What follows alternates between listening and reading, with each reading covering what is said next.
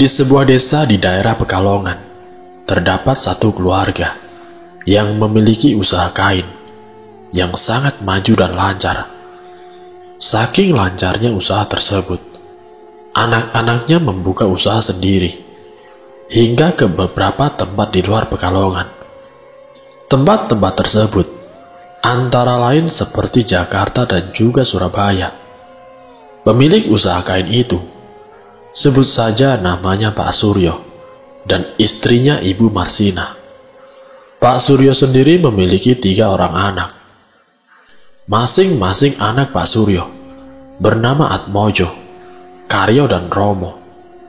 Atmojo melebarkan usaha ayahnya ke daerah Jakarta. Di sana dia memiliki banyak sekali pelanggan setia, dan tentunya usahanya maju dan lancar. Karyo menempati kota Surabaya. Di sana ia juga melakukan hal yang sama, seperti Atmojo.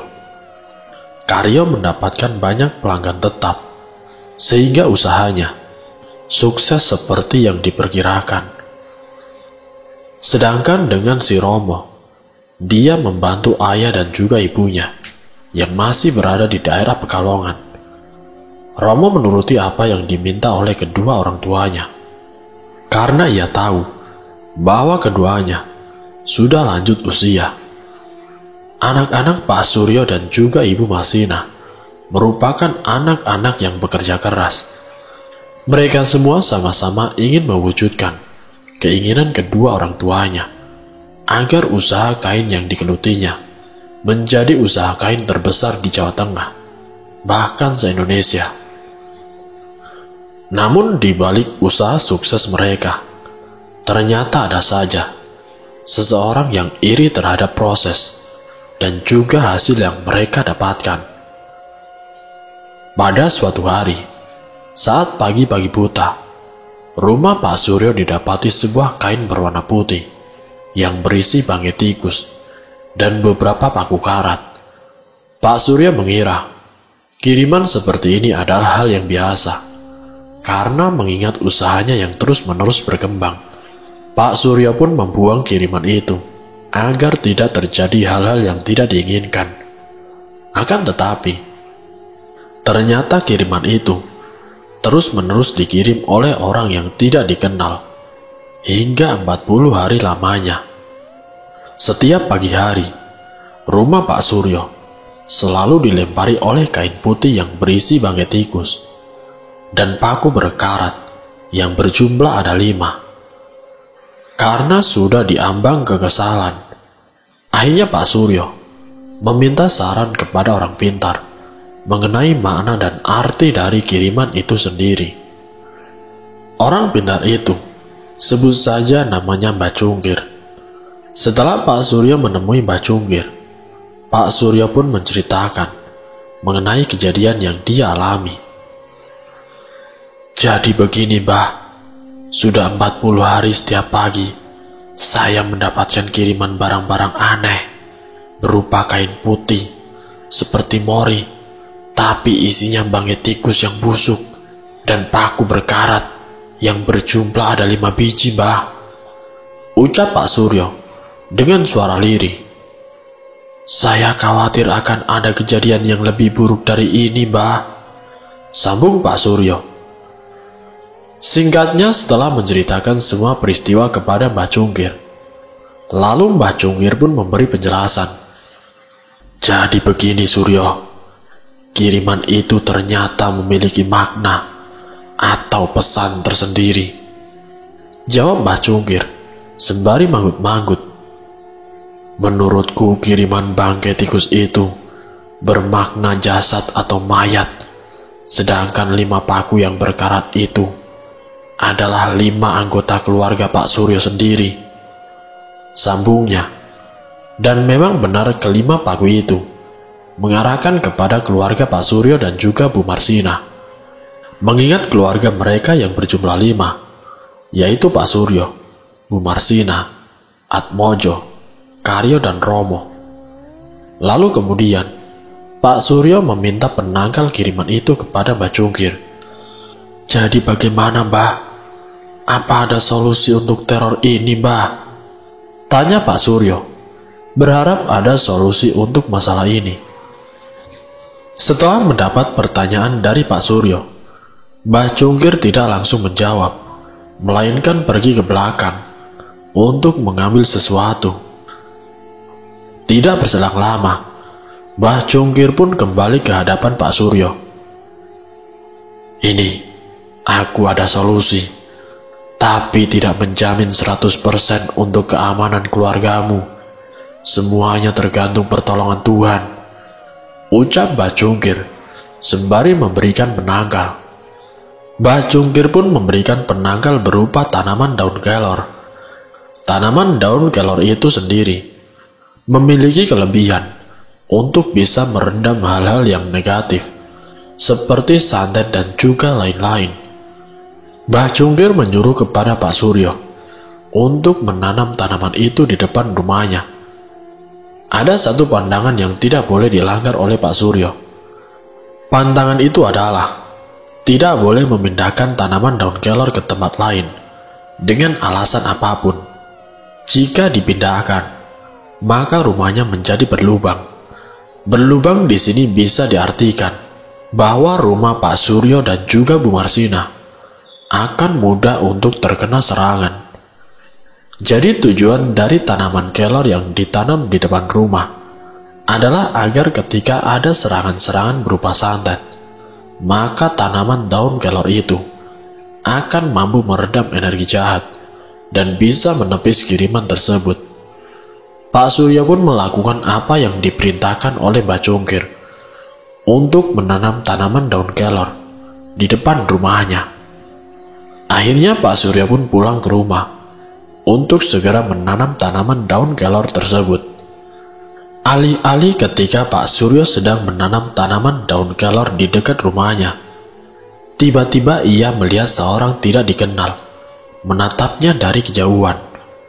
Orang itu seperti melihat aktivitas Pak Suryo yang sedang menanam tanaman daun kelor. Pak Suryo sangat yakin kalau orang itu bukanlah orang asli warga desanya, karena ia juga belum pernah melihat orang itu sebelumnya. Setelah menanam tanaman daun kelor, orang itu tiba-tiba menghilang dengan sekejap. Pak Suryo masih penasaran siapa orang itu sebenarnya. Pada malam harinya, Pak Suryo meminta Bu Marsina dan juga si Romo untuk berbicara sebentar. Pak Suryo hendak meminta saran kepada istri dan juga anaknya mengenai kiriman aneh tersebut. Namun ketika mereka sedang asik berbincang, tiba-tiba saja terdengar suara ledakan dari depan rumahnya. Ledakan itu membuat ketiganya terkejut. Pak Suryo langsung memiliki firasat kurang baik akan ledakan tersebut. Ia pun segera membuka gorden jendela dan melihat apa yang sedang terjadi di depan rumahnya. Setelah Pak Suryo membuka gorden jendela, tiba-tiba kedua tangan Pak Suryo langsung gemetar seperti orang ketakutan. Dan ternyata yang dilihat oleh Pak Suryo di seberang jalan rumahnya adalah puluhan pocong dengan aneka ragam bentuknya sedang menatap tajam ke arah rumah Pak Suryo. Mereka semua sedang berdiri sambil menggoyang-goyangkan kepala. Dan sumber dari suara ledakan itu adalah serangan santet yang berbentuk banaspati. Serangan yang menggunakan banaspati ini bisa dipastikan adalah serangan santet tingkat tinggi. Tujuan dari banaspati itu adalah menyerang rumah Pak Suryo. Namun karena terdapat tanaman daun kelor, alhasil serangan banaspati itu tidak sama sekali menyentuh rumah Pak Suryo. Pak Suryo sendiri yang melihat kejadian itu langsung menutup gorden jendelanya dan menyuruh kepada Romo dan juga Bu Marsina untuk segera memasuki kamarnya. Itu adalah hari pertama mereka mendapatkan serangan yang sangat mengejutkan. Malam itu mereka semua saling menjaga satu sama lain. karena hawa keberadaan pocong sendiri masih terasa kental di sekitar rumahnya. Di keesokan harinya, Pak Suryo mendapati seorang pembeli misterius. Pelanggan itu memesan kain dengan jumlah yang sangat banyak. Akan tetapi, pelanggan itu meminta persyaratan yang sangat aneh.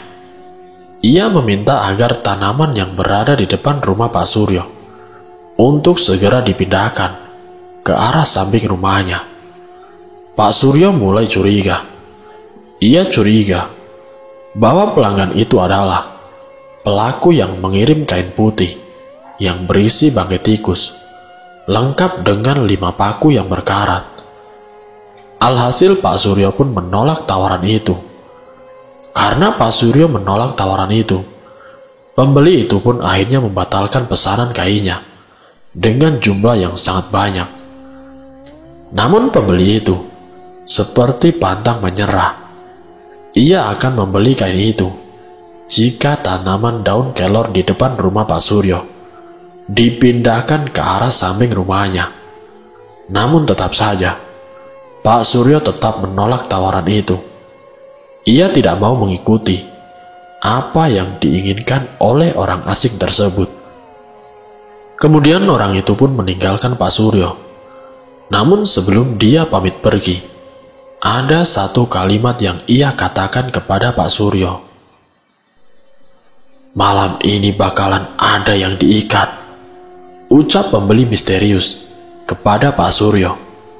Pak Suryo yang mendengar kalimat itu langsung merinding seketika. Ia baru menyadari bahwa pembeli itu adalah orang yang mengawasinya ketika hendak menanam tanaman daun kelor kemarin hari. Pak Suryo langsung masuk ke dalam kamar untuk memberitahu anak dan juga istrinya mengenai orang misterius itu. Namun ketika Pak Suryo telah keluar kembali bersama anak dan juga istrinya, orang misterius itu menghilang seketika. Pasalnya ia belum mendapati seorang pembeli dengan membeli kain yang jumlahnya sangat banyak. Terlebih lagi dengan persyaratan yang aneh, dengan harus merubah posisi tanaman daun kelor ke arah samping rumah. Romo pun yang diminta oleh kedua orang tuanya untuk dimintai saran. Ia pun meminta waktu kepada kedua orang tuanya untuk sholat istikharah terlebih dahulu. Kedua orang tuanya menyetujui langkah bijak Romo. Malam harinya, di saat Pak Suryo dan Bu Marsina tertidur, Romo memilih untuk terjaga di dalam kamarnya. Ia masih memikirkan mengenai pembeli misterius yang sempat mengancam orang tuanya. Dia pun langsung teringat untuk melakukan sholat istikharah guna menenangkan hati dan juga pikirannya. Romo pun pergi ke kamar mandi untuk berwudu terlebih dahulu. Namun dari sinilah keanehan itu terjadi. Di saat Romo hendak memasuki kamar mandi, ia mencium bau aroma tidak sedap seperti bangkai tikus yang entah dari mana asalnya. Pasalnya selama ia berada di dalam rumah, ia belum menemukan bangkai tikus yang menyengat, seperti berada persis di dalam kamar mandi. Ia pun menganggap itu adalah godaan dan gangguan jin yang hendak menggoyahkan hati dan juga pikirannya. Romo pun tidak menghiraukan. Ia tetap bersikuku untuk mengambil air wudhu dan menguatkan hatinya kembali. Namun ketika dia baru saja berkumur-kumur, tiba-tiba saja sebuah kain putih terjatuh tepat di atas kepala Romo. Romo pun terkejut sambil memegangi kepalanya yang sudah terkena cairan aneh berbau anyir dan busuk. Ketika Romo memperlihatkan cairan itu, darah. Ia terkejut akan cairan darah yang mengenai kepalanya. Kain berwarna putih yang terjatuh di dekat kaki Romo secara perlahan berubah menjadi warna merah darah. Romo yang penasaran langsung membuka isi kain itu, sambil menutupi hidungnya. Setelah ia membuka, ternyata kain itu berisi bangkai tikus lengkap dengan 5 paku berkarat. Astagfirullahalazim, ucap Romo dari luar kamar mandi. Romo juga mendengar suara seperti seseorang sedang melompat-lompat di lantai. Seketika tangan Romo langsung merespon untuk membuka pintu kamar mandi. Setelah ia membuka, ternyata yang berada di luar kamar mandi adalah ibunya sendiri, yaitu Ibu Marsina. "Bu, ibu lagi ngapain, Bu?" tanya Romo. "Ibu habis mindahin tanaman daun kelor," jawab Bu Marsina dengan nada datar dan wajahnya sedikit pucat. "Loh, kan kata bapak tanamannya tidak boleh dipindah, Bu," ucap Romo dengan nada sedikit kesal. Di sini Romo merasakan ada yang berbeda dari kehadiran ibunya. Pasalnya Romo sama sekali tidak menyadari kedatangan ibunya ketika ia hendak pergi ke kamar mandi. Padahal saat Romo pergi ke kamar mandi, Romo tahu benar kalau ibunya sedang tertidur pulas bersama dengan ayahnya, yaitu Pak Surya. Selain itu, wajah ibunya juga sedikit pucat dan sorot matanya menjadi sangat tajam, seperti orang yang sedang dikendalikan. Pandangan Romo kembali tidak percaya ketika dirinya melihat kedua tangan dan kaki Bu Marsina yang penuh dengan tanah. "Tanaman daun kelornya mau dipindahkan kemana, Bu?" tanya Romo. "Di samping rumah, Nak," jelas Bu Marsina. "Loh, kan kata bapak tidak boleh dipindahkan, Bu," ucap Romo. Romo yang merasakan kejanggalan itu langsung buru-buru menuju ke arah samping rumah. Namun di saat dirinya baru membalikkan badannya, tiba-tiba tangan Bu Marsina langsung menyentuh pundak Romo sembari berkata, "Aku sudah tahu kalau keluarga ini akan meninggal semua," ucap Bu Marsina dengan nada yang berat. Romo pun langsung membalikkan tubuhnya dan seketika melihat perubahan besar pada wajah ibunya menjadi sangat mengerikan. Wajahnya sekarang semakin pucat, matanya melotot, nafasnya semakin berat, dan lidahnya bergerak-gerak ke kanan dan kiri, seperti hendak menerkam Romo bulat-bulat. "Bu, ibu kenapa?" tanya Romo. Bu Marsina tidak merespon. Ia hanya menggerak-gerakkan lidahnya, sembari menatap Romo dalam-dalam. Dan ternyata Bu Marsina kerasukan. Di sini Romo mengingat akan cerita ayahnya, yaitu Pak Suryo, ketika mendapati seorang pembeli misterius tadi pagi. Pak Suryo mengatakan bahwa nanti ada satu anggota keluarga yang terkena ikatan oleh santet itu sendiri. Dan Romo yakin kalau yang dimaksud itu adalah ibunya sendiri. Romo mencoba untuk melepaskan tangan ibunya yang masih menempel di pundaknya. Namun Bu Marsina malah mendorong Romo hingga terjatuh. Keributan pun semakin memanas. Bu Marsina terus-menerus menyerang wajah Romo dengan kedua tangannya.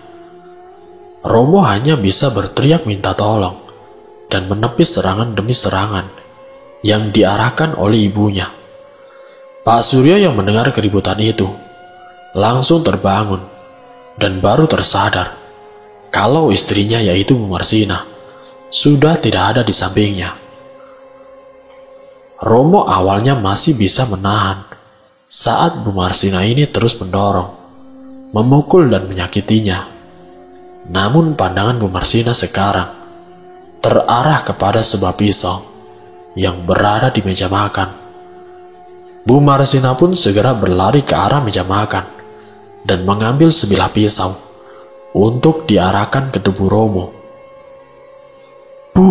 Ibu mau bunuh aku? Tanya Romo ketakutan. Romo mengarahkan kedua tangannya ke arah Bu Marsina sebagai tanda untuk menghentikan serangan itu. Namun sekali lagi, tubuh Bu Marsina sedang dikendalikan. Tepat di saat Bu Marsina hendak menghunjamkan pisaunya ke arah Romo, Pak Surya langsung datang. "Marsina, lagi apa kamu?" teriak Pak Suryo yang melihat istrinya hendak mengarahkan pisau ke arah Romo. Ketika Pak Suryo mengatakan itu, tubuh Bu Marsina langsung hilang kendali dan kemudian terjatuh ke lantai. Bu Marsina pingsan saat itu juga. Keesokan harinya, tubuh Bu Marsina menjadi demam. Suhu tubuhnya sangat tinggi, hingga membuat wajahnya semakin pucat. Bibirnya juga selalu bergetar, seperti orang yang berada dalam sakaratul maut. Pak Surya pun tidak membuka tokonya, karena istrinya memang harus ditemani. Romo sendiri merasakan kasihan dengan kondisi ibunya, yang entah kenapa berubah drastis menjadi seperti itu. Romo akhirnya menyarankan kepada bapaknya untuk menuju ke Mbah Cungkir untuk meminta saran terhadap apa yang sedang terjadi kepada ibunya. Alhasil Pak Surya pun pergi ke rumah Mbah Cungkir. Ia menceritakan mengenai kejadian semalam dan memberitahu bahwa istrinya sedang sakit akibat kerasukan dan hampir membunuh Romo malam tadi. Mbah Cungkir pun memberitahu bahwa ada seseorang yang hendak membunuh keluarga Pak Suryo dengan santet yang sulit untuk ditembus. Pak Suryo pun bertanya, siapakah orang itu? Mbah Cungkir hanya terdiam dan tidak menjawab pertanyaan Pak Suryo mengenai pelaku santet itu sendiri.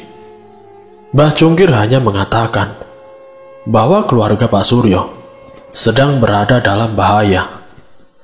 Mengingat malam tadi Bu Marsina telah dikendalikan dan berhasil memindahkan tanaman daun kelor itu, bisa dipastikan bahwa keluarga Pak Suryo akan mendapatkan serangan santet lagi. Di sela-sela kebingungan itu, Mbah Cungkir juga mengatakan kepada Pak Suryo bahwa anak-anaknya yang berada di luar kota akan berdatangan secara satu persatu ke rumahnya. Pak Suryo yang mendengar penuturan dari Mbah Cungkir semakin khawatir. Ia takut kalau anak-anaknya yang berada di luar kota juga akan terkena kiriman itu. Pak Suryo meminta saran kepada Mbah Cungkir agar istrinya bisa diselamatkan bagaimanapun caranya. Namun Mbah Cungkir hanya terdiam.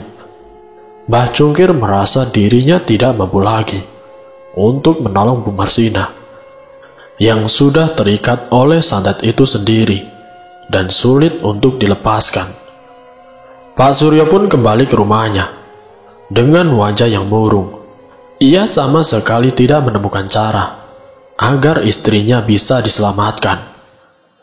Saat ia hendak masuk ke rumah, Pak Suryo mendengar suara teriakan kesakitan yang berasal dari kamar istrinya. Bersamaan dengan itu, Romo yang baru saja selesai sholat duha langsung buru-buru menuju kamar ibunya dan bertemu dengan bapaknya. "Romo, ibu kenapa, Romo?" tanya Pak Suryo. "Tidak tahu, Pak. Tadi Romo baru selesai sholat dan ibu sudah berteriak-teriak kesakitan, Pak," jawab Romo. Saat mereka membuka pintu kamar Bu Marsina, betapa terkejutnya mereka melihat perut Bu Marsina telah membusung. "Astagfirullahaladzim, Ibu!" teriak Romo terkejut. Perut Bu Marsina membesar dalam sekejap. Pak Suryo dan Romo sendiri merasakan keanehan yang luar biasa melihat perubahan pada perut Ibu Marsina dalam waktu yang cepat. Pak Suryo yang melihat fenomena aneh itu langsung menangis ketika keadaan istrinya semakin memburuk. Lain hal dengan Bu Marsina. Ia sendiri tidak bisa melakukan apa-apa selain merintih kesakitan sambil memegangi perutnya. Melihat keadaan ibunya yang semakin memburuk, Romo pun langsung berlari ke arah rumah Mbah Cungkir untuk meminta pertolongan agar bisa menyembuhkan ibunya yang terkena santet itu. Sesampainya di rumah Mbah Cungkir, Romo langsung mengetuk rumah Mbah Cungkir dengan perasaan yang terburu-buru. Mbah, ini Romo, Mbah, ucap Romo. Masuk, kata Mbah Cungkir dari dalam rumah. Romo kemudian membuka pintu rumah dan melihat Mbah Cungkir sedang duduk sambil menghisap rokoknya. Apa yang terjadi dengan ibumu, nak? Tanya Mbah Cungkir. Mbah, perut ibu membusung besar, Mbah, jawab Romo dengan nafas yang masih tersengal. Itu ulah santet, ucap Mbah Cungkir. Bagaimana ini, Mbah? Tanya Romo. Mbah Cungkir segera bangkit dari tempat duduknya dan masuk ke dalam kamar. Entah apa yang akan dilakukan oleh Mbah Cungkir. Namun dari gerak-gerik Mbah Cungkir, bisa dipastikan dirinya akan membantu Ibu Marsina.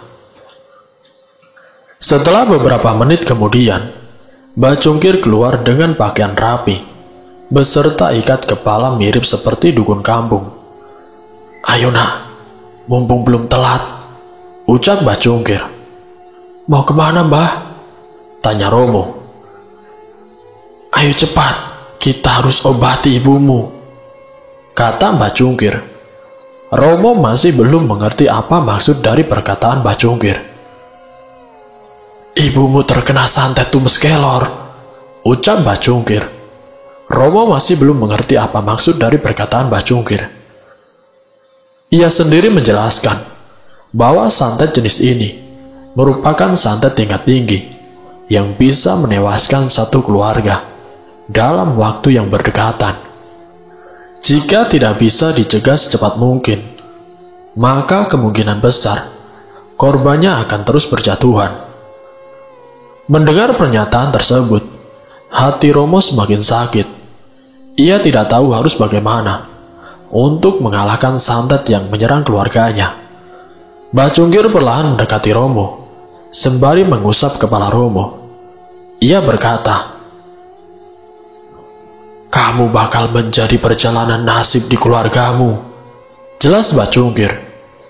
Sorotan mata Mbah Cungkir begitu serius, seperti ada sesuatu yang belum tepat waktunya untuk diceritakan.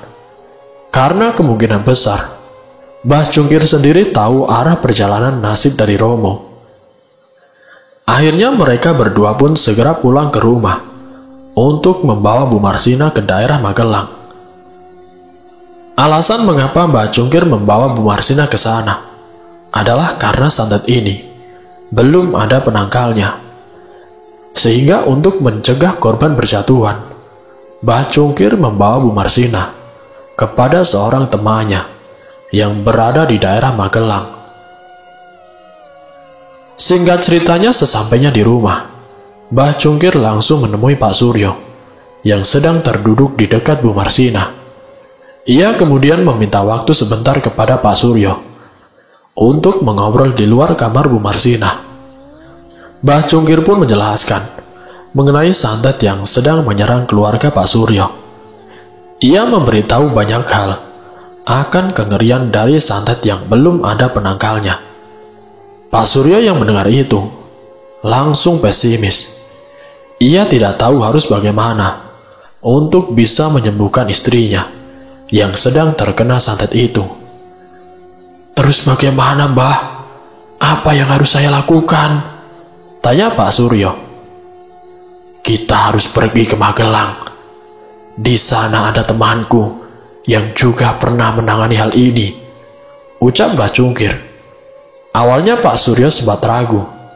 Ia takut jika nantinya keadaan sang istri menjadi semakin memburuk di saat dibawa ke Magelang. Namun karena tidak ada cara lain, akhirnya Pak Suryo pun menyetujui hal itu. Keputusan berat itu pun ia terima dengan baik-baik. Pak Suryo pun segera mempersiapkan semuanya untuk menuju ke Magelang. Karena Pak Suryo ini termasuk pengusaha kain yang sukses, ia juga memiliki kendaraan pribadi, seperti mobil yang digunakan untuk urusan bisnisnya. Alhasil pada hari itu juga, mereka berangkat menuju ke Magelang. Jarak antara Pekalongan menuju daerah Magelang berkisaran 3-4 jaman. Pak Suryo memilih jalan yang aman, agar dirinya juga terhindar dari hal-hal yang tidak diinginkan. Kebetulan yang menyetir mobil adalah Pak Suryo sendiri, sedangkan Bu Marsina, ia berada di bagian belakang, bersama dengan Romo. Mbah Cungkir mendampingi Pak Suryo, yang berada di bagian depan. Mbah Cungkir sering menatap ke arah jendela, seperti mengawasi sesuatu. Kamu tahu, Sur, mereka yang melakukan santet itu sangat licik. Mereka seringkali menaruh santet juga di bagian ban mobil ketika korbannya sedang bepergian, ucap Mbah Cungkir. Loh, memang bisa, Mbah? Tanya Pak Suryo. Bisa. Santet bisa melakukan apa saja yang tidak pernah terpikirkan oleh kita. Namun kamu tidak usah khawatir. Mobil kita dalam keadaan aman, ucap Mbah Cungkir. Pak Suryo pun lega mendengar hal itu. Perjalanan pun masih berlanjut. Pak Suryo seringkali melihat cermin mobil yang mengarah ke bagian belakang untuk memastikan keadaan istrinya dan juga si Romo. Dia sangat khawatir dengan keadaan perut Bu Marsina yang belum juga mengecil. Suara rintihan kesakitan Bu Marsina juga masih terdengar, walau tidak terlalu nyaring, seperti awal-awal berada di rumah. Sudah 3 jam lebih perjalanan, mereka akan sampai di tempat yang dituju. Lokasinya masih sangat asri dan bernuansa perkampungan. Penduduk di sana juga masih menggunakan pakaian yang sederhana dan terlihat sangat objektif dengan keadaan pedesaan. Sebentar lagi kita sampai, ucap Mbah Cungkir. Mobil pun mengarahkan ke sebuah rumah gubuk yang jaraknya lumayan jauh dari rumah-rumah penduduk lainnya.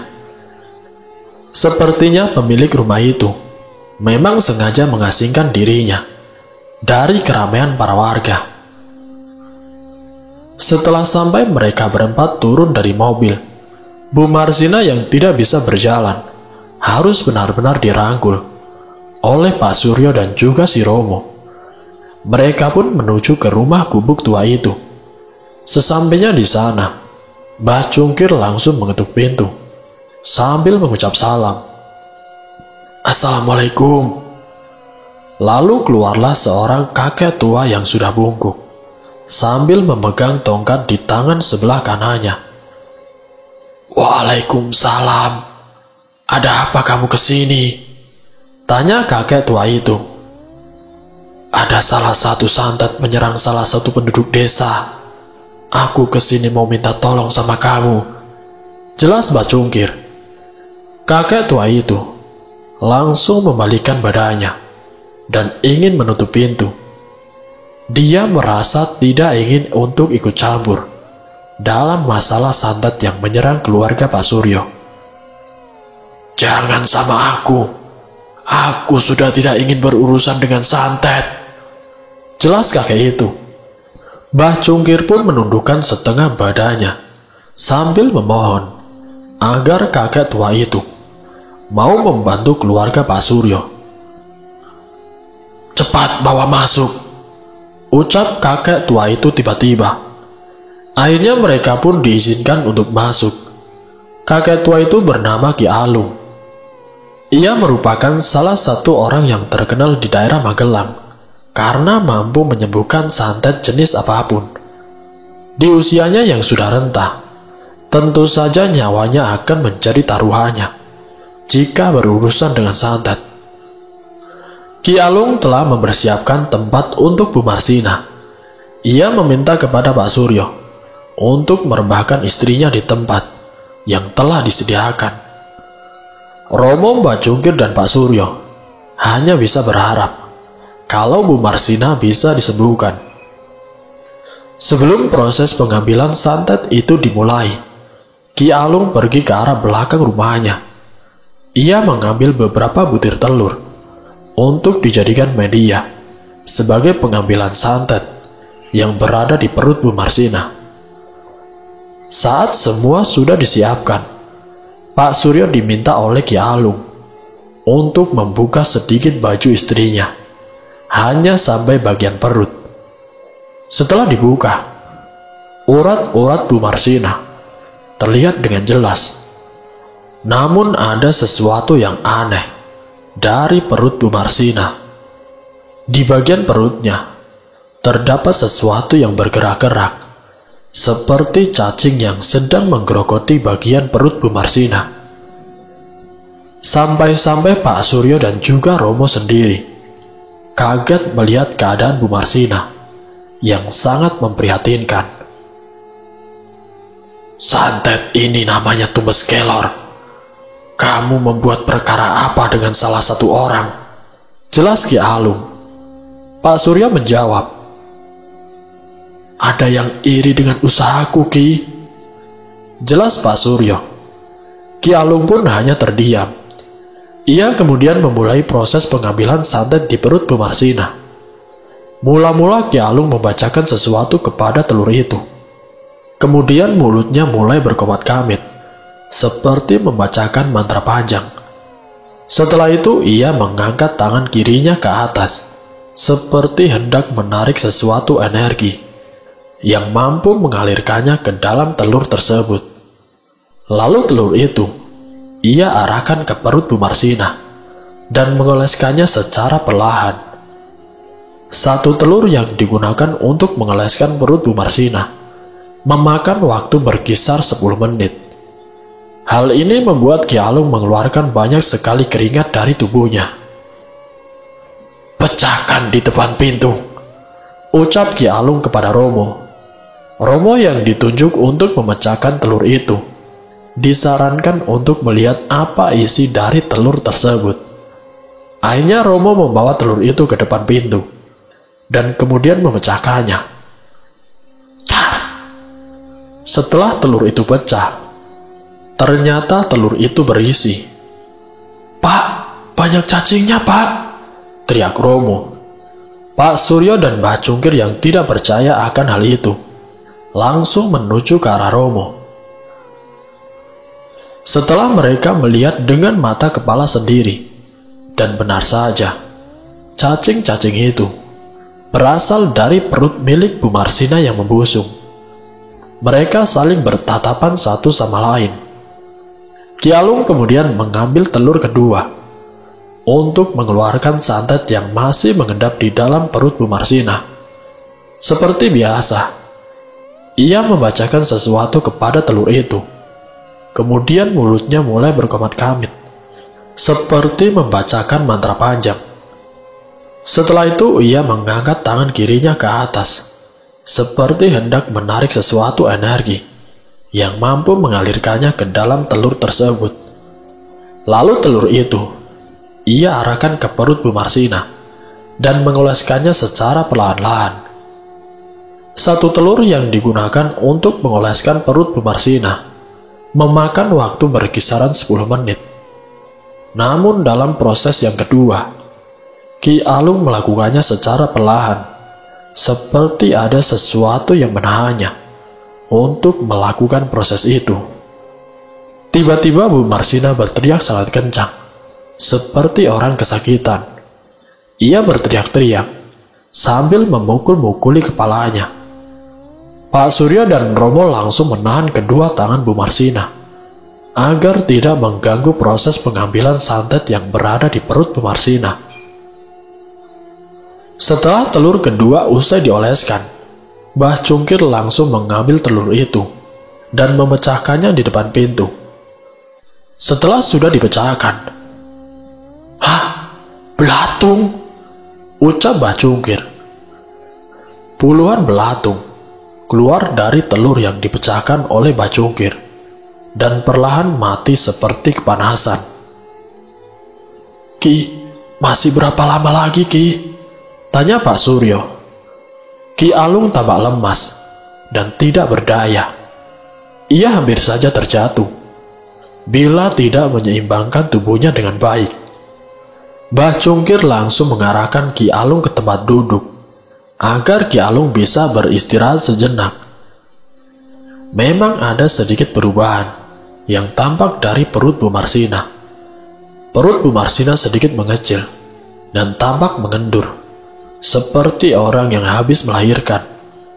Namun dari proses itu, Ki Alung tampak tidak baik-baik saja. Ia menjadi batuk-batuk, seperti ada sesuatu yang hinggap di tenggorokan mulutnya. Ki Alung baik-baik saja kan? Tanya Mbah Cungkir. Ki Alung pun mengarahkan kedua tangannya ke bagian mulutnya. Setelah ia membuka kedua tangannya, betapa terkejutnya Mbah Cungkir melihat banyak darah yang keluar dari mulut Ki Alung. Ki Alung menatap ke arah Mbah Cungkir sembari berkata, "Santet ini tidak bisa dimusnahkan," ucap Ki Alung.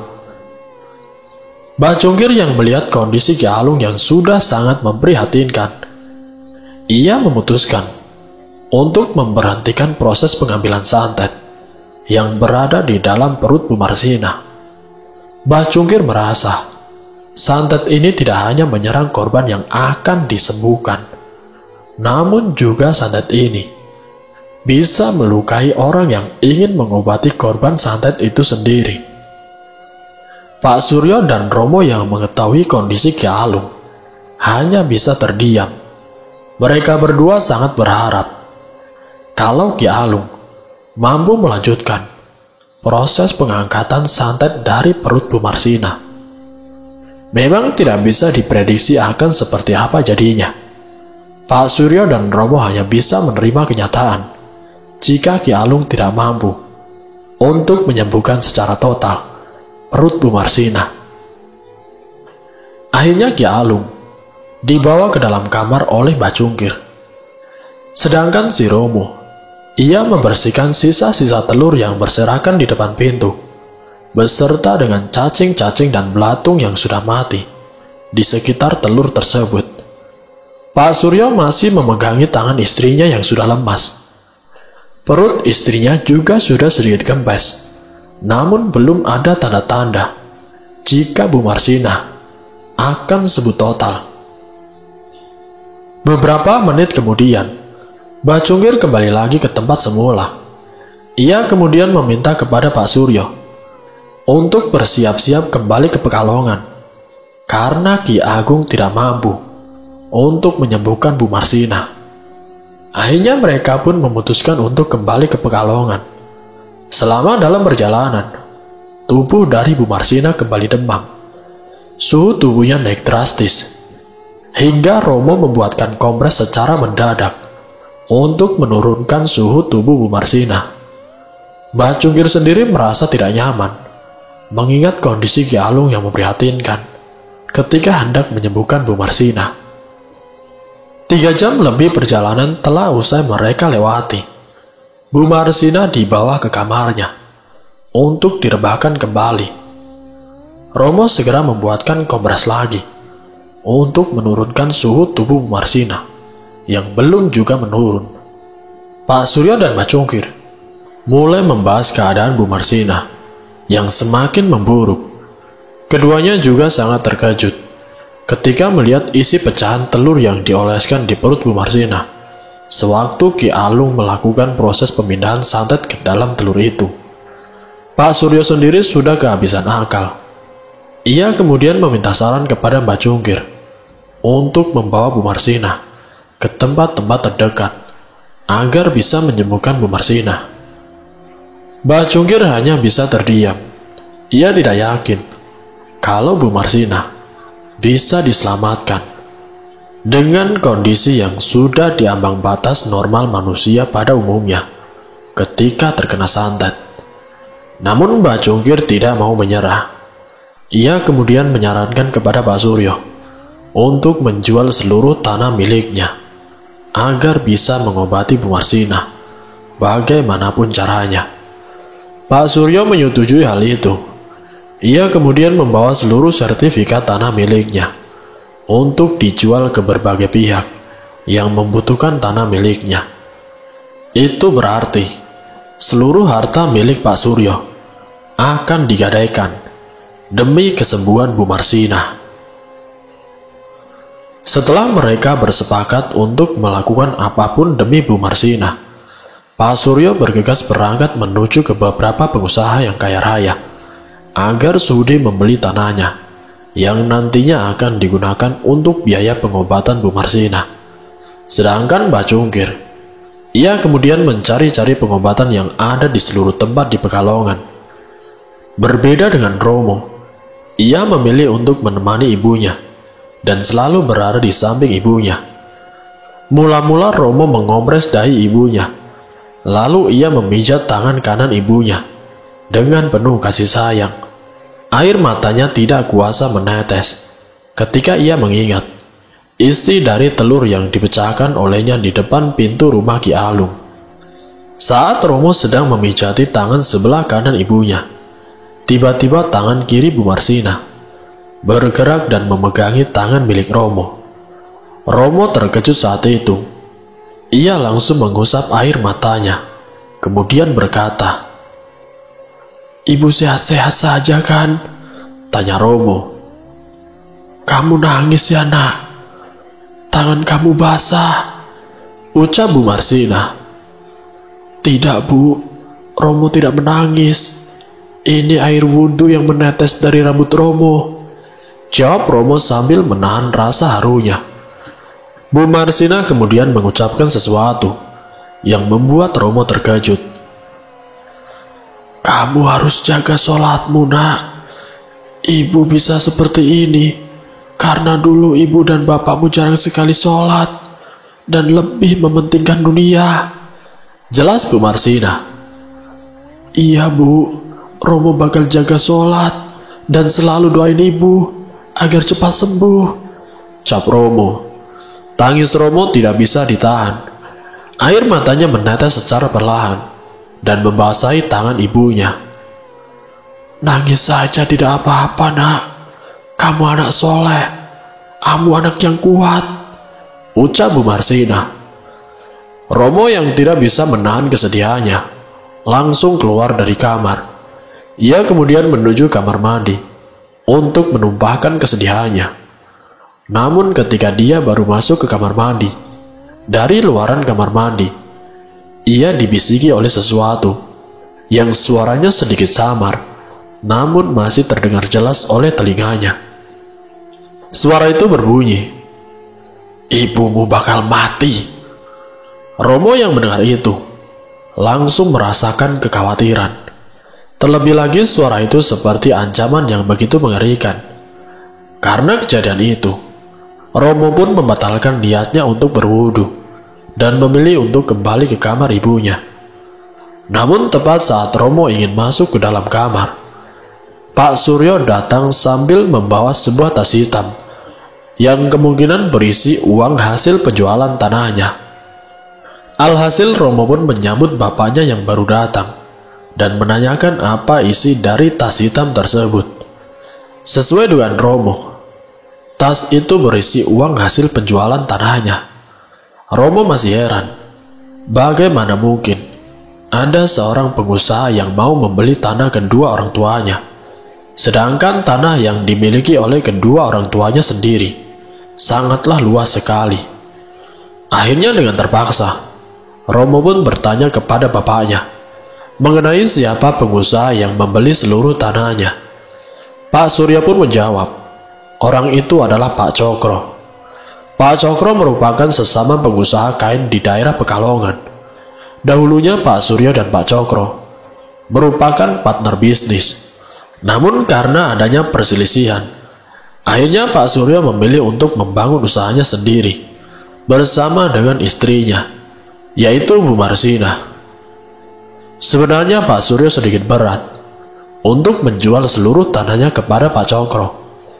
Hal ini didasarkan dengan sifat dari Pak Cokro yang seringkali merendahkan orang lain dan juga seringkali iri terhadap kemajuan yang dimiliki oleh Pak Suryo sendiri. Selain Pak Suryo menceritakan tentang Pak Cokro, ia juga sempat bercerita tentang jamuan di sana. Pak Suryo diberi banyak makanan. Padahal jika dipikirkan secara logika, Pak Cokro adalah musuh bisnisnya. Tapi mengapa Pak Cokro sangat royal terhadap Pak Suryo? Hari itu Pak Suryo benar-benar kelelahan. Romo juga memilih untuk beristirahat di ruang tamu, karena mungkin untuk berjaga-jaga saja apabila ada serangan-serangan aneh datang lagi. Saat tertidur, Romo bermimpi bahwa kedua kakaknya datang secara bergantian. Yang pertama adalah Atmojo.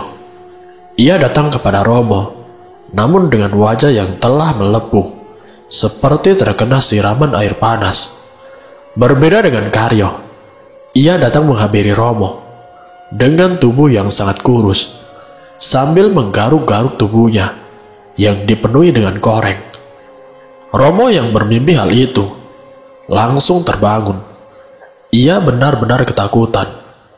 Ia membayangkan jika santet ini benar-benar menyerang seluruh keluarganya.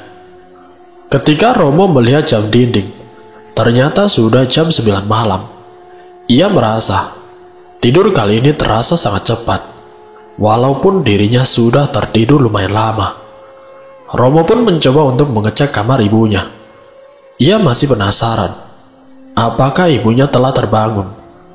Romo pun mengetuk kamar kedua orang tuanya. "Pak, ini Romo, Pak," ucap Romo. Namun sedari tadi Romo mengetuk pintu, tidak ada jawaban sama sekali dari dalam kamar kedua orang tuanya. Romo mengira bapaknya tengah tertidur pulas. Ia ingat jika bapaknya baru saja menemui Pak Cokro untuk menjual seluruh tanah milik keluarganya. Romo pun kembali menuju ke tempat semula. Namun ketika dirinya kembali duduk, ia terkejut akan lemparan benda padat yang mengarah tepat di depan pintu rumahnya. Karena penasaran, Romo pun membuka pintu rumahnya. Setelah ia membuka pintu, Romo mencium bau busuk bangkai tikus, sama halnya seperti bangkai tikus yang ia temui di kamar mandi. Dan entah mengapa, pandangan Romo mengarah kepada sebuah benda yang sama seperti saat ia temui di kamar mandinya. Benda itu adalah sebuah kain putih yang diikat dengan bercak darah yang berada di kain tersebut. Namun di saat Romo membuka kain itu, ia langsung berteriak sangat kencang karena terkejut melihat isi dari kain itu. Ternyata kain itu berisi bangkai tikus, sama lengkap dengan 3 paku karat. Romo pun kemudian langsung melempar kain itu ke arah halaman depan rumahnya. Di saat Romo melemparkan kain itu, ia melihat seorang pria misterius sedang berdiri di seberang jalanan dengan beberapa sosok pocong yang sudah ada di belakang pria tersebut. "Siapa kamu?" teriak Romo dengan nada ketakutan. Romo secara diam-diam ia bergerak mundur untuk memasuki rumahnya. Ia tahu jika pria tersebut adalah orang yang mengirim santet kepada keluarga Romo. Anehnya saat Romo sudah berada di pintu rumah, pria misterius itu tidak menyerang Romo. Dengan begitu, Romo pun bisa masuk ke dalam kamarnya dengan tenang. Ia kemudian menutup pintu dan mengunci rapat-rapat. Belum cukup sampai di situ, tubuh Romo bergetar hebat. Ia masih teringat sosok pocong yang berada di belakang pria tersebut. Namun kali ini, ia merasakan kehadiran pocong-pocong itu sudah berada di dekatnya. Akhirnya ia memutuskan untuk menatap kembali ke arah jendela pintu rumahnya. Setelah ia melihat ke arah jendela, Romo melihat ada beberapa bayangan hitam yang sedang berdiri di depan pintu rumahnya sambil membunyikan suara aneh seperti bunyi tikus. Romo sangat yakin yang berdiri di depan rumahnya adalah pocong-pocong yang mengikuti pria misterius itu. Romo akhirnya berteriak, "Kalian mau apa? Kalian kenapa ganggu keluargaku? Keluargaku salah apa?" teriak Romo. Teriakan Romo ini membuat Pak Suryo terbangun. Ia kemudian membuka pintu kamarnya dan melihat Romo sedang terduduk di lantai sambil menangis sembari menundukkan wajahnya ke bawah. "Kamu kenapa, Nak?" tanya Pak Suryo. Romo kemudian menunjukkan jari telunjuknya ke arah jendela rumah. "Ada apa, Nak?" tanya Pak Suryo. Romo pun mengangkat wajahnya dan melihat ke arah jendela. "Loh, Pak, mereka mana, Pak?" tanya Romo. "Mereka siapa, Nak?" tanya Pak Suryo penasaran. "Mereka, Pak, mereka yang menyerang ibu, pria misterius dan pocong-pocong itu." "Mereka mana, Pak?" tanya Romo memastikan. Pak Suryo segera menenangkan Romo dan menyuruhnya untuk membaca istighfar. "Kamu pasti mimpi buruk, Nak," ucap Pak Suryo. Romo kemudian menjelaskan cerita awal bagaimana ia bisa melihat pocong itu sudah ada di depan rumahnya. Setelah Pak Suryo mendengar cerita dari Romo, ia kemudian teringat akan seseorang yang berada di rumah Pak Cokro. Orang itu bernama Darman. Ia merupakan seorang perantau yang bekerja bersama Pak Cokro yang berasal dari daerah Banyuwangi. Pak Suryo juga agak terkejut ketika Romo menceritakan tentang paku karat. Ia menyadari bahwa biasanya serangan benda itu memiliki 5 paku. Namun mengapa kali ini hanya 3 paku? Semenjak saat itu, Pak Suryo sangat yakin jika Pak Cokro adalah orang di balik penyerangan ini. Namun ia belum menemukan bukti terkait penyerangan tersebut. Akhirnya Pak Suryo menyuruh Romo untuk tidur kembali, karena esok hari keluarganya akan menuju ke sebuah tempat pengobatan untuk mengangkat sisa-sisa santet yang masih berada di perut ibunya. Di hari keempat, tujuan mereka adalah menuju sebuah pengobatan alternatif yang konon bisa menyembuhkan segala macam penyakit. Akhirnya mereka berempat, yaitu Pak Suryo, Bu Marsina, Mbah Cungkir dan Romo, berangkat menuju ke daerah utara Pekalongan. Di sana mereka menuju sebuah tempat di mana ada seseorang yang terkenal dalam menangani segala macam penyakit. Terlebih lagi dalam masalah santet. Alasan mengapa mereka membawa ke Magelang dahulu lalu menuju ke Pekalongan Utara adalah karena di Magelang sendiri Mbah Cungkir yakin bahwa Ki Alung dapat menyembuhkan Bu Marsina. Namun faktanya itu tidak sesuai harapan. Alhasil mereka pun menuju ke Pekalongan Utara. Sesampainya di tempat yang dituju, Mbah Cungkir bertemu dengan seseorang yang dimaksud. Ia kemudian menjelaskan maksud kedatangannya. Namun hal yang serupa pun terjadi. Orang itu tidak bisa menyembuhkan perut Bu Marsina, beserta sisa-sisa santet yang masih ada di dalam perutnya. Pengobatan kedua untuk Bu Marsina kini telah gagal. Mereka kembali lagi ke rumah dengan perasaan kecewa. Sesampainya di rumah, Bu Marsina dibawa ke dalam kamarnya.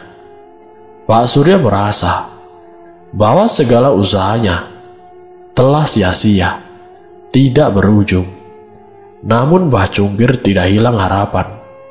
Ia merekomendasikan ke sebuah tempat.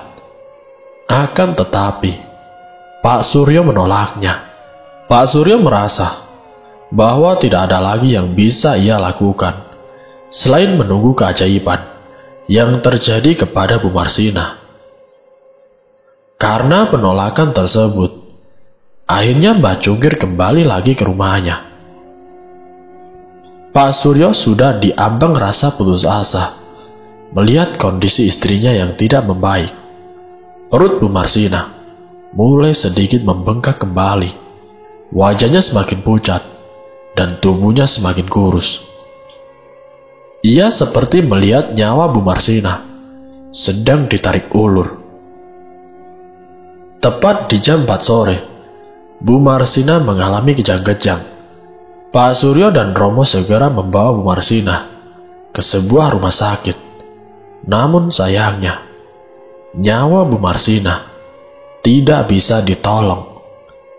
Ia mengembuskan nafas terakhirnya dengan kondisi yang sangat mengenaskan. Kematian Bu Marsina ini membuat warga di sekitar rumahnya menjadi sangat geger. Mbah Cungkir tidak percaya bahwa Bu Marsina sendiri akan menjadi korban pertama dari penyerangan santet tersebut. Rumah Pak Suryo pun ramai akan warga. Banyak warga yang bertakziah di rumah Pak Suryo, dan salah satunya adalah Pak Cokro bersama dengan Darman. Pak Cokro dan Darman mengucapkan rasa bela sungkawa kepada Pak Suryo. Namun ada yang aneh. Ketika Pak Cokro dan Darman mulai memasuki rumah Pak Suryo, salah satu anak warga yang ikut dalam takziah tiba-tiba menangis saat ia melihat sesuatu di belakang tubuh Pak Darman. Anak kecil itu menjerit ketakutan hingga membuat suasana haru di rumah Pak Suryo menjadi sangat kacau. Ia berteriak, "Bu, ada setan, Bu! Ada setan!" teriak anak kecil itu sambil menunjukkan jari telunjuknya ke arah tubuh Darman. Ibu dari anak itu langsung membawa anaknya keluar dari rumah Pak Suryo. Romo yang melihat anak kecil menjerit ketakutan itu, ia semakin yakin jika Darman adalah pria misterius yang mendatangi rumahnya pada malam itu. Sebelum pemakaman dilakukan, Pak Suryo masih menunggu seseorang. Ia masih menunggu anak-anaknya yang masih berada di perantauan, yaitu Atmojo dan juga si Karyo. Dan benar saja, Atmojo dan Karyo pulang ke rumah. Keduanya lalu menangis, tidak percaya bahwa ibunya telah lebih dulu meninggal dunia. Hari itu adalah hari paling menyakitkan bagi keluarga Pak Suryo serta anak-anaknya. Ia bukan saja tidak bisa menerima takdir yang telah ditetapkan, namun cara kematian ibunya yang tidak wajar membuat mereka merasakan kesedihan yang mendalam. Setelah pemakaman Bu Marsina telah usai, mereka kembali ke rumah. Pak Suryo ingat akan perkataan Mbah Cungkir. Kelak anak-anaknya akan datang ke rumah. Dan memang benar, tepat di saat Bu Marsina meninggal dunia, Atmojo dan juga Karyo pulang ke rumah. Akhirnya Pak Suryo pun menanyakan kepada Atmojo dan Karyo mengenai bisnisnya di perantauan. Yang pertama adalah Atmojo. Atmojo mengatakan bahwa bisnisnya yang berada di Jakarta sudah diambang kehancuran. Ia tidak tahu harus bagaimana, karena sudah beberapa hari ini omset pendapatannya sangat menurun. Ia juga sempat menjelaskan kalau beberapa karyawannya banyak yang racing karena seringkali diganggu oleh sosok pocong yang berada di tempat kerjanya. Sama halnya dengan Karyo, ia juga mengalami hal yang serupa, namun lebih parah. Toko Karyo mengalami musibah kemalingan dan menyebabkan kerugian besar, hingga membuat seluruh karyawannya menuntut pesangon mereka masing-masing. Pak Suryo yang mendengar itu tidak kuasa meneteskan air mata. Ia tidak tahu ujian apa lagi yang akan dirasakan hari-hari ini. Mbah Cungkir menyarankan agar Pak Suryo segera pindah rumah, karena kemungkinan besar gangguan-gangguan seperti itu akan kembali datang. Namun bukannya memikirkan bagaimana caranya bisa selamat.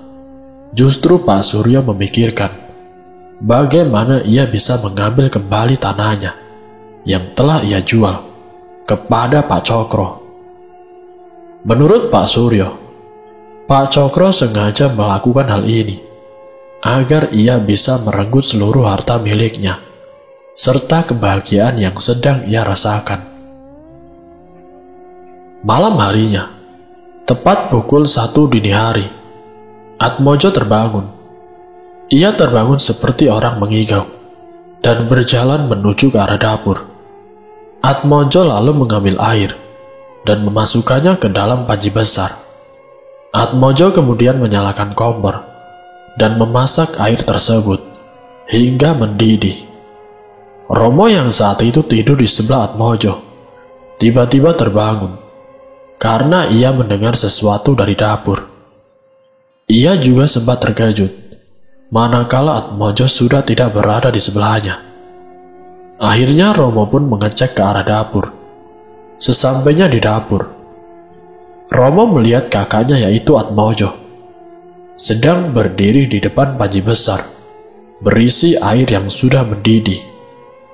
Romo mengira kalau kakaknya ingin mandi dengan menggunakan air tersebut. Namun sesuatu yang tidak terduga terjadi dengan cepat. Atmojo mengambil panci besar berisi air panas dan membalikan tubuhnya ke arah Romo sambil mengatakan, "Lihatlah, kalian akan mati semua," ucap Atmojo dengan tatapan yang tajam ke arah Romo. "Mas, kamu mau apa, Mas?" teriak Romo. Namun teriakan Romo ini membuat Pak Suryo dan juga Karyo terbangun. Mereka berdua buru-buru menuju ke arah dapur dan melihat sesuatu yang mengerikan di hadapannya. Atmojo pun langsung menyiramkan air mendidih itu ke seluruh tubuhnya hingga membuat kulit-kulitnya melepuh, dan Atmojo meninggal dunia saat itu juga. Malam itu rumah Pak Suryo kembali ramai dengan warga. Belum juga kering tanah kuburan Bu Marsina, kini Atmojo menyusul ibunya yang baru saja meninggal dunia. Kematian Atmojo ini membuat para warga ketakutan. Pasalnya dalam 1 hari berturut-turut, 2 orang anggota keluarga Pak Suryo meninggal dengan cara yang mengenaskan. Mbak Cungkir datang ke rumah Pak Suryo. Ia lalu meminta kepada Pak Suryo untuk menjelaskan apa yang sebenarnya terjadi. Pak Suryo menceritakan kematian Bu Marsina dan Atmojo ada hubungannya dengan kiriman kain berisi bangkai tikus itu dan juga paku berkarat yang ditemukan Romo di malam ketiga. Anehnya paku yang berada di kain tersebut hanya berjumlah 3 saja. Berbeda di saat hari-hari sebelumnya. Biasanya paku itu berisi 5. Mbah Cungkir pun menjelaskan bahwa 3 paku karat itu berarti adalah Karyo, Romo dan juga Pak Suryo. Artinya 2 paku yang hilang adalah Bu Marsina dan juga Atmojo yang telah dulu meninggal dunia. Kematian Atmojo dan juga Bu Marsina masih menyisakan luka yang mendalam bagi keluarga Pak Suryo. Pasalnya santet itu menyerang secara terus-menerus kepada keluarga Pak Suryo dalam 1 hari penuh. Saat dimana rumah mereka penuh dengan rasa duka, Mbah Cungkir menyarankan agar Pak Suryo dan yang lainnya untuk segera meninggalkan rumah tersebut. Hal ini dikarenakan bahwa santet itu masih berada di sekitaran rumah, yang artinya seluruh ruangan yang berada di rumah Pak Suryo telah dipenuhi oleh santet tersebut. Terlebih lagi dengan kondisi rumah yang sudah menjadi target, maka bisa dipastikan serangan-serangan berikutnya akan terjadi. Sudah hari kelima, Semenjak penyerangan santet berlangsung, kini keluarga Pak Suryo hanya tersisa 3 anggota, yaitu Pak Suryo, Karyo, dan Romo. Ketiganya masih mendiami rumah dan bingung apa yang harus dilakukannya. Pilihannya ada 2, menjual rumah yang sudah penuh dengan santet atau kabur dari rumah tersebut. Berbagai pilihan pun ditentukan kepada Karyo dan juga si Romo. Karyo sendiri ia memiliki sebuah pandangan bahwa dirinya akan kembali ke Surabaya untuk melanjutkan bisnisnya dengan sisa harta yang dimilikinya. Keinginan Karyo pun disetujui oleh Pak Suryo. Sedangkan Romo sendiri, dia belum memiliki pilihan. Dia masih belum tahu arah kemana selanjutnya kakinya akan melangkah. Dengan 2 kematian yang berada di hadapannya, membuat hati Romo merasakan trauma berat. Ia seperti tidak lagi merasakan gairah untuk melanjutkan hidup kembali. Dia bahkan masih teringat dengan kematian kakaknya, yaitu Atmojo. Kematian kakaknya mirip seperti apa yang dimimpikannya. Mas Karyo yakin mau pergi ke Surabaya lagi? Tanya si Romo. Tidak ada pilihan lagi, Mo. Kematian ibu dan Mas Atmojo membuktikan bahwa kita harus keluar dari rumah ini, jelas si Karyo. Itu bukan jalan keluar, Mas. Kita tidak akan bisa lari kemanapun. Santet itu memang telah menargetkan kita semua, jelas si Romo. Apa maksud kamu, Mo? Tanya si Karyo. Karyo yang mendengar penjelasan dari Romo sedikit agak kesal. Tampaknya Romo mengetahui sesuatu di balik santet yang menyerang keluarganya. Kamu tadi bilang apa, Mo? Kamu pasti ada sesuatu yang disembunyikan tentang santet ini, tanya Karyo. Mimpi itu, Mas, ucap Romo. Mimpi apa? Tanya Karyo penasaran. Aku bermimpi Mas Atmojo dan Mas Karyo datang dengan membawa tanda kematian masing-masing, Romo menjelaskan. Pak Suryo masih belum percaya mengenai apa yang dikatakan oleh Romo, mengenai tanda kematian yang akan terjadi kepada Karyo dan juga Atmojo. Katakan, Mo, kamu mimpi apa? Tanya Pak Suryo. Romo pun menjelaskan bahwa dirinya bermimpi mengenai keadaan Atmojo dan juga si Karyo ketika dirinya mendatangi rumah. Karyo mendatangi rumah dengan tubuh yang kurus kering dan penuh luka seperti koreng di sekujur tubuhnya. Sedangkan Atmojo, dia mendatangi rumah dengan keadaan kulit wajah dan sekujur tubuhnya telah mengelupas seperti habis tersiram air panas yang mendidih. Hal ini dibenarkan karena kematian Atmojo sendiri, yaitu dengan menyiramkan dirinya dengan menggunakan air panas yang mendidih. Mendengar penjelasan mimpi tersebut, Karyo malah tidak percaya. Ia tidak percaya bahwa mimpi mampu mewujudkan kenyataan. Ia bahkan berpikir bahwa Romo adalah biang dari kematian ibunya karena membiarkan Bu Marsina sendirian saat berada dalam kamar sebelum kematiannya. Pak Suryo yang mendengar perdebatan di antara kedua anaknya langsung melerai keduanya. Ia tidak ingin kedua anaknya berpecah belah hanya karena permasalahan santet ini. Jadi Romo, apa saran kamu? Tanya Pak Suryo. Jangan pergi ke Surabaya. Mbah Cungkir bilang kan, kalau santet itu akan mengikuti kita kemanapun kita pergi, jelas Romo. Tapi di saat di Magelang, kita tidak terserang santet, jelas Pak Suryo. Bapak ingat mengenai paku karat yang setiap harinya menghilang. Ketika ibu sakit, paku itu menghilang 2. Itu artinya akan ada 2 orang yang terkena serangan santet, yaitu ibu dan juga Mas Atmojo, jelas Romo. Romo terus-menerus menerangkan bahwa santet ini tidak membutuhkan waktu, namun membutuhkan momen yang tepat, karena waktu bisa berjalan sampai kapanpun, sedangkan momen hanya terjadi dalam satu waktu. Pak Suryo awalnya yakin mendengar penjelasan dari Romo. Ia kemudian menyimpulkan satu persatu terkait permasalahan yang ada.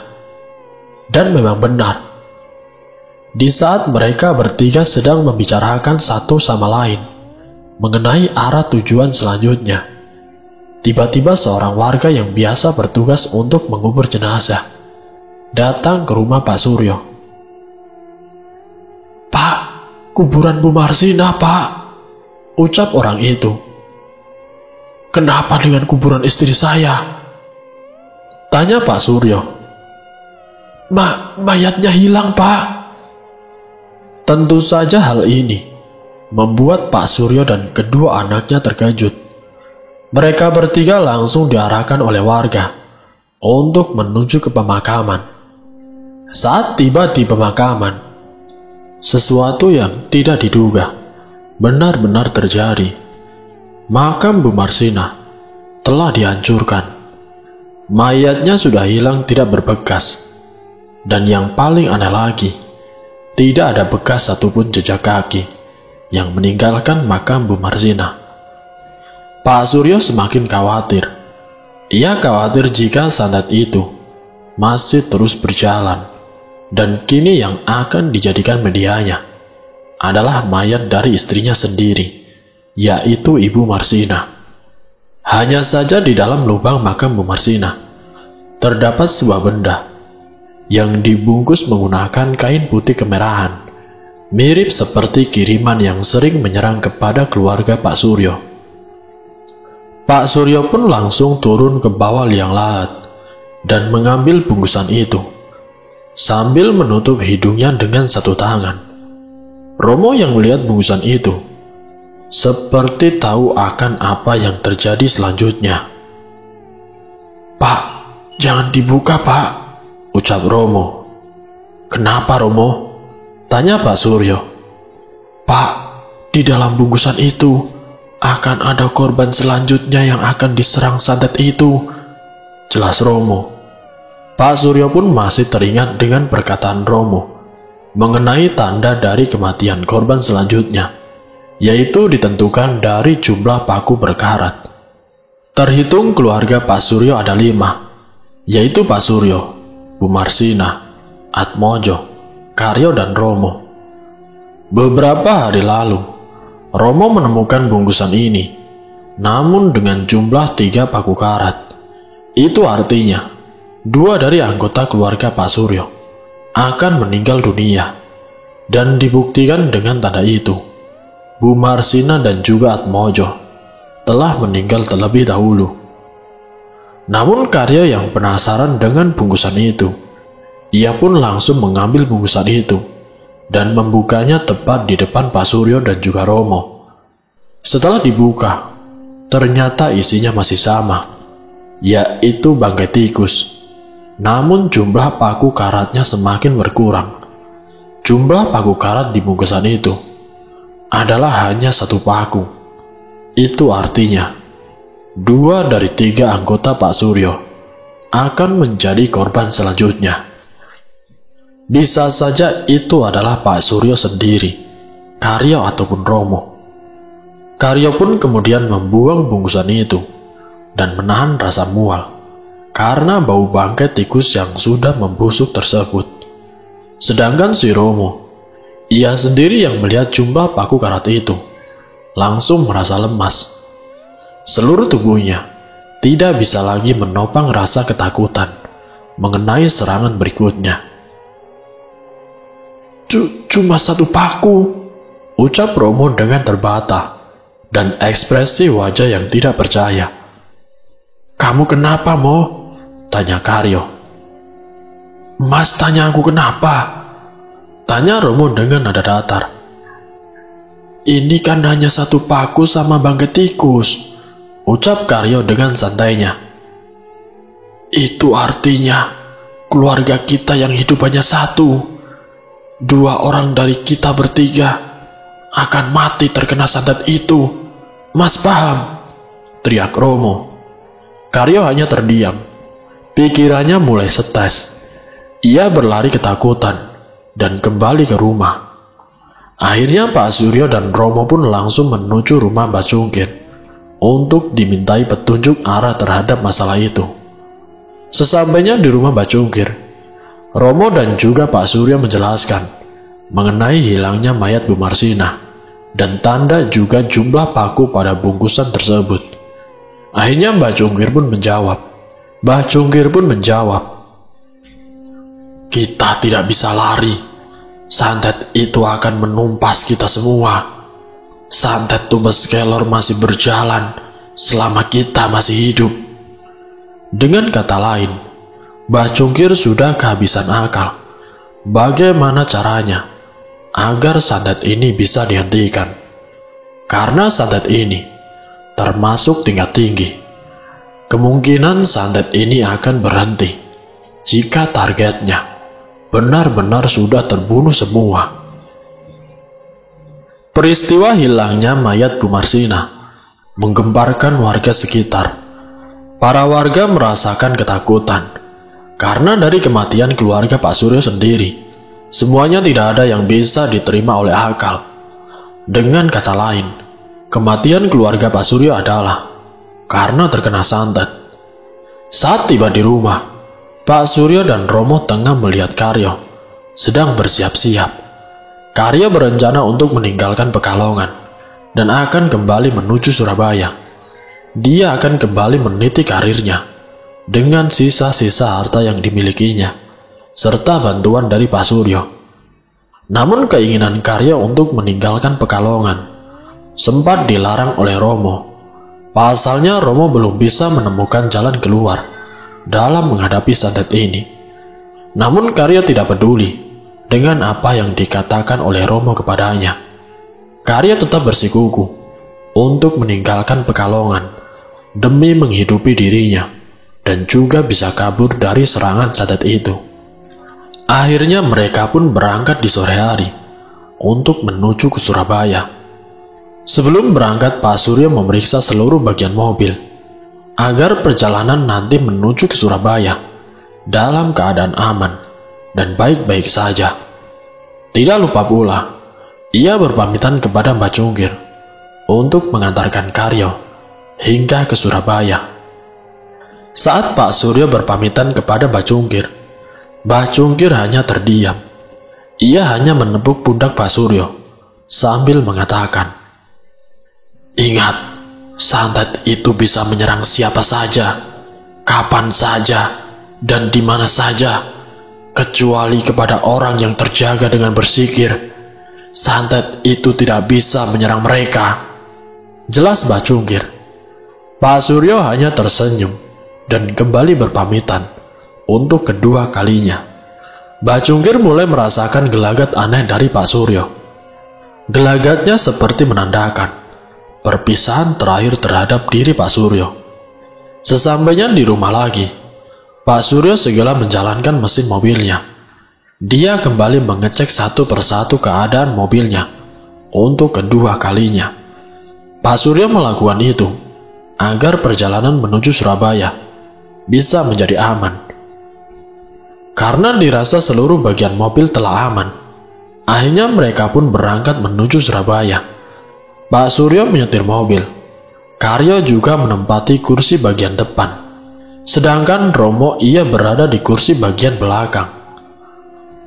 Awal perjalanan masih lancar, namun ketika dirinya berada di sebuah jalan yang sangat terkenal di daerah Batang, Pak Suryo melihat ada sosok bayangan putih melintas ke jalanan secara tiba-tiba. Pak Suryo pun kaget melihat itu. Ia sempat menghindar dan mengerem mobil secara mendadak. Namun rem mobil miliknya tiba-tiba blong. Alhasil Pak Suryo pun langsung membanting setir mobilnya ke arah kanan hingga mobil itu menabrak pembatas jalan. Mobil itu terseret beberapa meter ke depan jalan, hingga bagian depannya rusak parah. Dan lalu kemudian, akhirnya Pak Suryo meninggal di tempat, dengan luka dan kondisi fisik yang sudah hancur berantakan. Berbeda dengan Karyo dan Romo, Karyo mengalami luka berat di sekujur tubuhnya, sedangkan si Romo, ia hanya terluka di beberapa bagian, seperti kepala dan tangannya. Karyo dan Romo pun dibawa ke rumah sakit Batang, dan akhirnya dirawat di sana. Mendengar kabar kecelakaan ini, adik dari Pak Suryo yang bernama Bisumina akhirnya mengunjungi Karyo dan Romo di rumah sakit Batang. Bu Sumina merupakan adik kandung dari Pak Suryo, yang mana ia adalah nenek dari Wira. Bu Samina juga sempat melihat kondisi fisik Pak Suryo yang sudah tidak lagi utuh seperti semula. Mengenai keadaan Karyo, dia masih tidak sadar diri. Sedangkan si Romo, dia sudah siuman. Hanya saja di bagian kepalanya masih ada luka jahitan. Kematian Pak Suryo membuat Romo kembali bersedih. Ia tidak membayangkan bahwa santet itu habis menyerang keluarganya dan menyisakan dirinya dan juga Karyo kakaknya. Pak Suryo dimakamkan di dekat tempat tinggalnya bersama dengan Atmojo dan juga Bu Marsina. Akan tetapi, beberapa hari setelah itu, Karyo dikabarkan meninggal dunia karena luka di sekujur tubuh yang semakin parah. Tubuh Karyo menjadi kurus kering, dan luka yang ada di sekujur tubuh Karyo seperti membusuk hingga mengeluarkan bau tidak sedap. Hal ini mirip seperti apa yang dimimpikan oleh Romo mengenai kematian Karyo yang penuh akan luka di sekujur tubuhnya. Karyo dimakamkan bersama dengan Pak Suryo, Atmojo, dan juga Bu Marsina. Sedangkan dengan si Romo sudah diperbolehkan untuk pulang. Ia tidak kembali ke rumahnya karena khawatir akan ada serangan santet berikutnya. Ia pun menginap di rumah Bisumina untuk menyehatkan keadaan dan fisik mentalnya. Di rumah Bisumina, Romo seringkali melamun karena masih belum bisa menerima akan kematian seluruh keluarganya secara cepat. Melihat keadaan seperti ini, Bu Sumina meminta kepada Romo untuk menunjukkan siapa orang yang mampu untuk mengetahui pelaku dari penyerangan santet tersebut. Romo pun menjawab, kalau di dekat rumahnya ada orang pintar yang bernama Mbak Cungkir. Dia sudah dianggap seperti keluarga sendiri. Akhirnya Bisumina pun menuju ke rumah Mbak Cungkir untuk mencari tahu siapa pelaku dari penyerangan santet tersebut. Saat Bisumina dan Romo menuju tempat Mbak Cungkir, ternyata sudah banyak warga yang telah menantikan kehadiran Romo. Mereka yang mengetahui kedatangan Romo langsung berbondong-bondong memeluk si Romo sembari mendoakan keselamatan untuknya. Romo merasa terharu melihat para warga yang telah berperan penting untuk menyembuhkan luka mentalnya. Ia juga tidak menyangka kalau kedatangannya sudah dinanti-nantikan oleh para warga.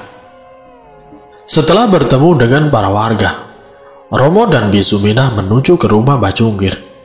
Saat mendengar suara Romo, Mbak Cungkir langsung membuka pintu dan terkejut melihat seorang pria dengan beberapa luka di bagian kepalanya sudah berdiri sambil menangis. "Mbah, ini Romo, Mbah," ujar si Romo. "Romo, kamu selamat." Romo langsung memeluk Mbak Cungkir karena dia merasa tidak memiliki siapa lagi. Kedua orang tuanya sudah meninggal dunia. Begitu juga dengan kedua kakaknya, Atmojo dan Karyo. Bisumina hanya tersenyum melihat momen yang sangat menyedihkan itu. Ia tidak bisa membayangkan betapa beratnya seorang anak ditinggalkan kedua orang tuanya dalam waktu yang dekat. Mbah Cungkir pun mempersilahkan mereka berdua masuk ke dalam rumah. Romo pun bercerita-cerita mengenai awal santet yang menyerang keluarganya, hingga tanda-tanda dari penyerangan akan tiba. Mendengar hal itu, Bisumina langsung bertanya kepada Mbak Cungkir mengenai siapa pelaku dari penyerangan santet tersebut.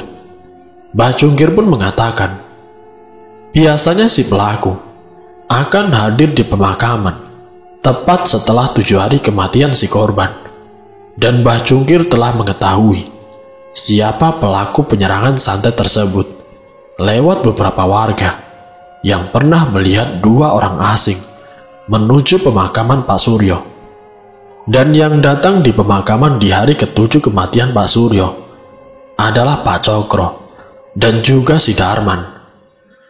Mengetahui hal itu, Bisumina akhirnya meminta saran kepada Mbah Cungkir agar terhindar dari santet itu. Mbah Cungkir menyarankan agar rumah Bisumina dipagari rumahnya dengan menggunakan pagar gaib. Pagar gaib itu bertujuan untuk menyerap energi jahat yang akan menyerang rumah. Biasanya pagar gaib bisa berupa bambu kuning yang dipasang di depan rumah agar terhindar dari serangan-serangan tersebut. Namun ternyata serangan santet itu telah usai. Sang pelaku sudah mendapatkan apa semua yang ia mau, yaitu mengempaskan keluarga Pak Suryo agar tidak ada orang yang menyainginya di dunia bisnisnya. Semoga dari kisah ini kita dapat mengambil hikmah dan juga pelajarannya, dan semoga kita dijauhkan dari hal-hal yang tidak kita inginkan. Wassalamualaikum warahmatullahi wabarakatuh.